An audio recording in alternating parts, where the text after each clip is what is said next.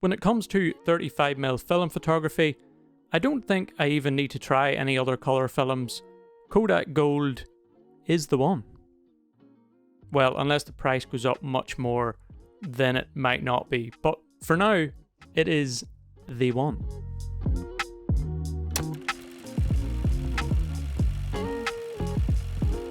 What's up guys, welcome back to the channel and another video. So for the past like 6 months or so, I have been using my Nikon FE, my 35mm film camera, which you can see behind me here, and pretty much all the shots, except for one roll, have been shot on Kodak Gold. And in this video, I just wanted to show you a few of my favourite shots I've got with this film, the scans that I get, and the final results that you guys will then see in some of these videos or over on our Instagram, or maybe even on our TikTok.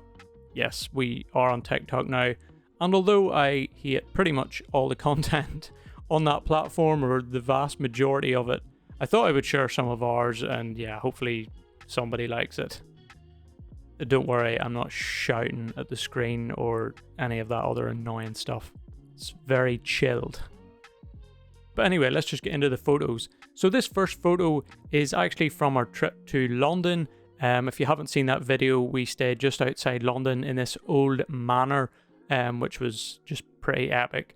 And on one of the mornings when we woke up, we got a pretty delightful sunrise, and in the room, as you're looking out through the window, I managed to get this shot.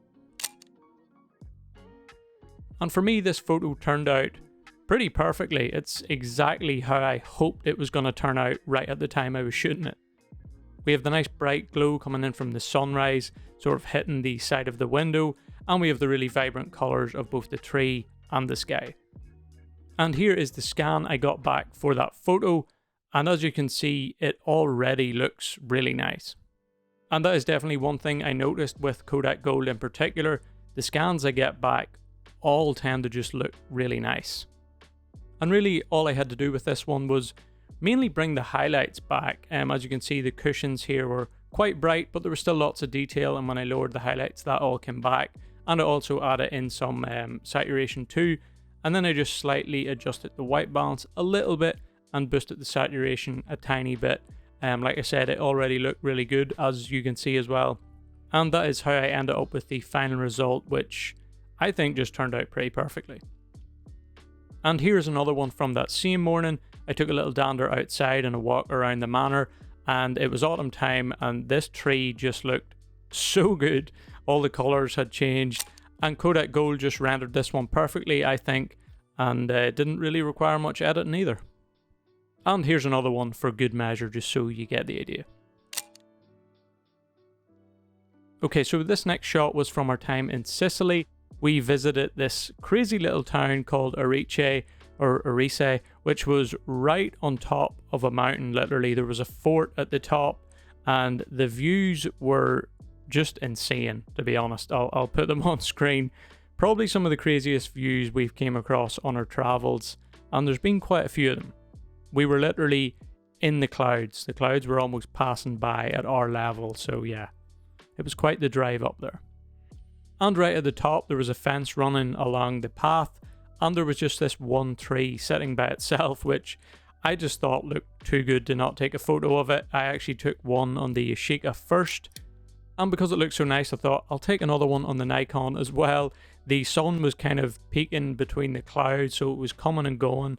So it was a bit of a waiting game, but I sort of waited till the sun came out and snapped a photo on the Nikon. And again, I just think this turned out so nicely. We have the really nice blue in the sky, the really vibrant green of the leaves from the ivy, and then when the sun was hitting the concrete, it just gave a really warm glow, and Kodak Gold just rendered it really nicely, I think. Again, I didn't really have to do much editing to this one. Here's the original scan. And again, the same sort of idea, just lowering the highlights a little bit, slightly adjusting white balance. I don't even know if I did in this one, to be honest. And maybe a slight adjustment with the saturation gets me the final result, which, like I said, I think turned out super nicely. I did say this in that particular video. I wasn't sure which photo I actually like more between the medium format one and the 35mm. I I still don't really know. I know that I do prefer the colors in the 35mm. There's just, as there does tend to be with 35mm, there's a bit more saturation to it. The colors are nicer, but it's also down to the sun too. There was a nice warm glow with the 35mm one. Composition wise, not sure. Maybe you can help me out and let me know what you think is your favorite out of those two.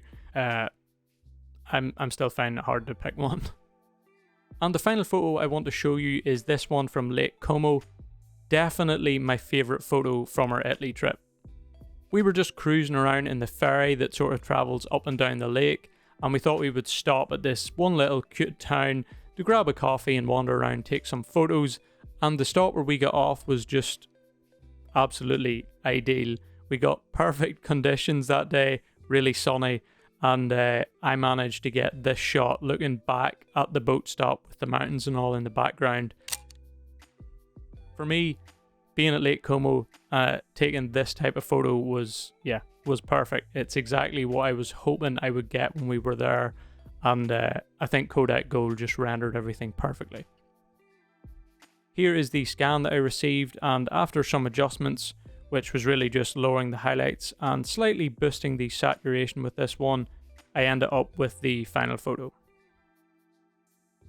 And I'm actually going to print this particular photo in the next video, hopefully if everything goes to plan, because I'm quite intrigued to see how 35mm film photos do as a print.